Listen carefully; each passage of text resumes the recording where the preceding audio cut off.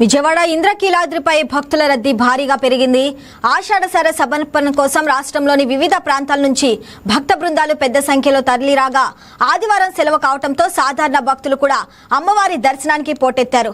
భక్తుల రద్దీని దృష్టిలో ఉంచుకొని దేవస్థానం ప్రోటోకాల్ దర్శనాలను తాత్కాలికంగా నిలిపివేశామని ఈవో సీనా నాయక్ తెలిపారు.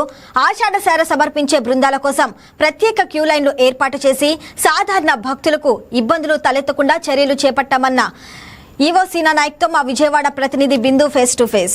విజయవాడ ఇంద్రకీలాద్రి అమ్మవారి దేవస్థానానికి తెలంగాణ నుండి బంగారు బోనం సమర్పించారు. ఈ నేపథ్యంలో పెద్ద ఎత్తున భక్తులందరూ కూడా ఇక్కడ బ్రాహ్మణ వీధి దగ్గర నుండి ఉన్నారు. మనతో పాటు స్థానాచార్యులు ఉన్నారు. అసలు బంగారు బోనం యొక్క విశిష్టత మాట్లాడడానికి గురుగారు బంగారు బోనం తీసుకొచ్చారు. ఇంతమంది భక్తులు వచ్చారు. ప్రతి సంవత్సరం ఇది ఆనవాయితీగా వస్తుంది. ఎలా ఉంటుంది? దుర్గాదేవి నమః. తెలంగాణ ప్రాంతంలో ఎక్కువ శాతముగా గ్రామ దేవతలు ఉండి ఆ యొక్క ప్రదేశాన్ని వాటిని ఆ ప్రాంతాన్ని అంతా కూడాను రక్షిస్తూ ఉంటారు. అటువంటి దీంట్లో మనం ఈ బంగారు బోనాన్ని గత 16 సంవత్సరాల నుంచి కూడాను అమ్మవారికి తీసుకొచ్చి సమర్పించడం ఆనవాయితీగా వస్తున్నది. ఎందుకంటే దుర్గమ్మ శక్తిలోనే సర్వ గ్రామ దేవతలన్నీ కూడాను లీనమైపోయి ఉన్నాయి అని చెప్పని ప్రతీక. అందువల్ల ఈ గ్రామ బోనం ఈ బోనం తీసుకురావాలన్నా ఈ మనకి ఇక్కడ ఆంధ్రప్రదేశ్ లో సార ఇవ్వాలన్నా అన్ని కూడాను సిస్టమ్ ఒకటేను.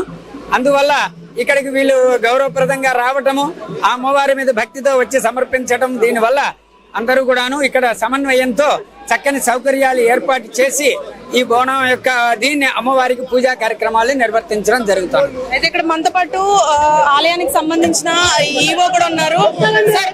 ఈవో గారు కూడా ఉన్నారు. బంగారు బోనం సమర్పించారు.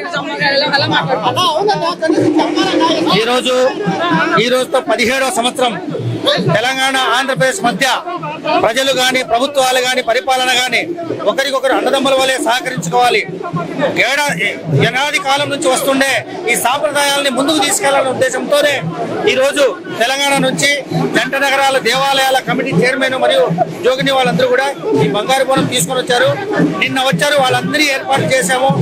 తప్పకుండా రాబో రోజుల్లో ఇంకా 2 తెలుగు రాష్ట్రాల సిరి సంపదలు బాగుండాలని చెప్పేసి అమ్మవారికి మొక్కుకొని వారికి అన్ని ఏర్పాటు చేయడం తెలియదు.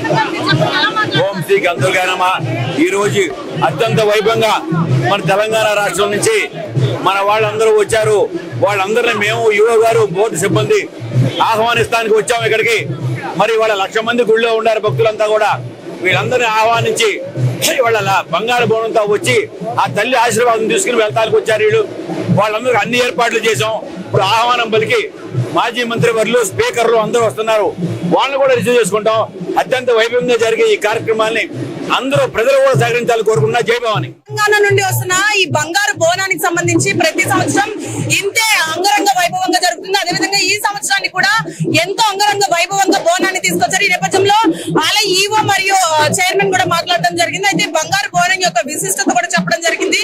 ఈ రోజు పెద్ద ఎత్తున భక్తులు కూడా ఇంద్రకీలాద్రికి తరలి వచ్చిన నేపథ్యం కనిపిస్తుంది. ఎందుకంటే ఈ రోజు ఆదివారం సారే సమర్పణలో ఒకవైపు అయితే విఐపీలో ఒకవైపు అయితే ఇంకోవైపు బంగారు బోనం ఒకవైపు, అదేవిధంగా విజయవాడ వ్యాప్తంగా బంగారు బోనాలు సమర్పించడానికి కాకుండా ఈ బంగారు బోనాన్ని చూడడానికి కూడా చాలా మంది భక్తులు వచ్చారు. అయితే ఇంద్రకీలాద్రి ఈ రోజు కిటకిటలు ఆడిపోతుందని కూడా చెప్పుకోవచ్చు. దాదాపు 1,00,000 పైన ఈ రోజు భక్తులు వస్తారని, దానికి సంబంధించి ముందే అన్ని ఏర్పాట్లు కూడా సన్నద్ధం చేశారని కూడా చెప్పడం జరిగింది.